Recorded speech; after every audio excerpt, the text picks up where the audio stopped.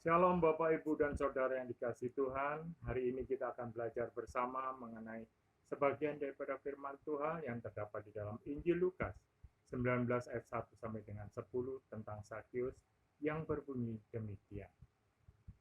Sakyus, Yesus masuk ke kota Yeriko dan berjalan terus melintasi kota itu. Di situ ada seorang bernama Sakyus, kepala pemungut cukai, dan ia seorang yang kaya. Ia berusaha untuk melihat orang apakah Yesus itu, tetapi ia tidak berhasil karena orang banyak sebab badannya pendek. Maka berlarilah ia mendahului orang banyak lalu memanjat pohon ara untuk melihat Yesus yang akan lewat di situ. Ketika Yesus sampai ke tempat itu, ia melihat ke atas dan berkata, Sakyus, segeralah turun, sebab hari ini aku harus menumpang di rumahmu. Lalu Yesus segera turun dan menerima Yesus dengan sukacita. Tetapi semua orang yang melihat hal itu bersungut-sungut katanya, ia menumpang di rumah orang berdosa. Tetapi Sakyus berdiri dan berkata kepada Tuhan, Tuhan, setengah dari milikku akan kuberikan kepada orang miskin, dan sekiranya ada sesuatu yang kuperas dari seseorang akan kukembalikan 4 kali lipat. Kata Yesus kepadanya, hari ini telah terjadi keselamatan kepada rumah ini, karena orang ini pun anak Abraham. Sebab anak manusia datang untuk mencari dan menyelamatkan yang hilang. Amin. Perikop ini mengisahkan Sakyus yang bertemu dengan Tuhan Yesus, dan renungan ini saya beri judul Perjumpaan yang membawa perubahan dan pembaruan hidup. Di ayat 1 dan 2, Sakyus adalah kepala pemungut cukai di Yeriko. Ia kaya, berkedudukan tinggi, namun dipandang rendah oleh masyarakat, bahkan dianggap sebagai pendosa dan pengkhianat karena dia bekerja sama dengan para penjajah, yaitu bangsa Romawi. Maka pantaslah ia dibenci, dijauhi, dan dikucilkan oleh sesama orang Yahudi. Penolakan masyarakat terhadap Sakyus membuat penderitaan jiwa dan batin sesak dan tertekan. Sebagai manusia, ia ingin menemukan pribadi yang mau menerima ia apa adanya, yang mengasihi, yang menyelamatkan, dan mengubahkan hidupnya. Lalu Sakyus mendengar tentang Yesus yang datang untuk mencari dan menyelamatkan yang hilang, seperti yang terdapat di dalam ayat 10.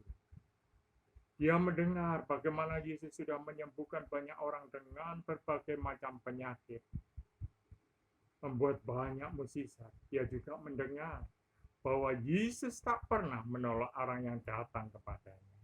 Dia juga mendengar akan pribadi dan karya Yesus menimbulkan keinginan yang kuat dalam hatinya untuk berjumpa dengan Yesus. Di ayat ketiga, Sakyus berusaha untuk melihat Yesus, tetapi ia tidak berhasil karena badannya pendek. Dia dihambat oleh situasi dan kondisi yang tidak mendukung. Namun Sakyus tidak menyerah, tidak berputus asa, tidak dikalahkan oleh tantangan, hambatan, gangguan, dan ancaman sekalipun. Ia tidak menyesal dengan dirinya yang pendek dan tidak membiarkan dirinya dikuasai oleh hambatan itu. Sedangkan di ayat 4, disinilah kita bisa melihat memang secara fisik dia pendek, namun pikirannya panjang. Dia bisa memanfaatkan yang ia miliki untuk berjumpa dengan Yesus, yaitu dengan memanjat pohon ara. Apapun tidak bisa menghambat Sakyus untuk bertemu dengan Yesus. Lalu bagaimana dengan kita? Bapak, Ibu, Saudara yang dikasihi Tuhan, kita bisa bertemu Yesus kapan saja, di mana saja, yaitu dengan cara satu, berdoa, seperti yang tertulis dalam Yeremia 29 ayat 12 sampai dengan 13. Dua, membaca firman Tuhan, seperti yang tertulis di dalam 2 Timotius pasal 3 ayat 15. Demikian juga yang ketiga, komunitas atau persekutuan, seperti yang tertulis dalam Matius 18 ayat 20. Di ayat yang kelima, kita bisa membaginya menjadi satu, berhenti. Yesus berhenti di bawah pohon tempat Sakyus berada.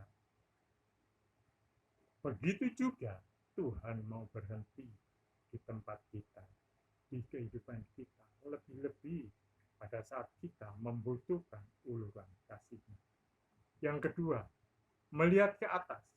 Pada saat semua orang memandang rendah Sakyus, Yesus justru melihat ke atas. Pada Sakyus dan saat matanya mereka bertemu di situ, Sakyus merasa tatapan mata yang dipancarkan Tuhan Yesus adalah tatapan yang penuh kasih. Dan yang ketiga, memanggil. Tidak ada yang memanggil Sakyus dengan namanya, tetapi mereka biasa memanggil dengan sebutan pemungut cukai. Yang keempat, meminta. Jangankan meminta untuk menjadi teman, berbicara pun orang enggan atau tidak mau. Tetapi Yesus meminta untuk tinggal di rumahnya. Mungkin pada saat ini, Tuhan Yesus meminta sesuatu kepada kita, yaitu untuk meninggalkan dosa dan perbuatan buruk yang harus kita tinggalkan. Sedang yang kelima, tinggal. Yesus mau tinggal dan menginap di rumah Sakyus. Tuhan pencipta langit, bumi, dan segala isinya mau memilih untuk tinggal di rumah Sakyus, sang pendosa. Sementara orang menganggap najis untuk menginjakkan kaki di rumahnya, Yesus juga mau tinggal di hati kita, di kehidupan kita, di permasalahan kita. Bahkan dia sudah menawarkan dirinya kepada kita. Aku mau tinggal di hatimu. Lalu apakah jawaban kita? Saudara, Sakyus menyambut Yesus dengan penuh sukacita. Benarlah apa yang dituliskan dalam Alkitab, bahwa dia akan membiarkan dirinya ditemukan oleh orang yang mencarinya dengan tulus hati. Sedangkan ayat ke-8, saudara, untuk kehidupan lamanya Sakyus mencari uang untuk kepentingan dirinya, untuk kepentingan keluarganya, untuk mengumpulkan harta benda untuk pribadinya. Tetapi setelah Sakyus bertemu dengan Yesus, sekarang dia malah membagikan uangnya. Sakyus berubah secara total. Ketika dia bertemu dengan Yesus, Sakyus menjadi pribadi yang baru dan dikuasai Roh Kudus.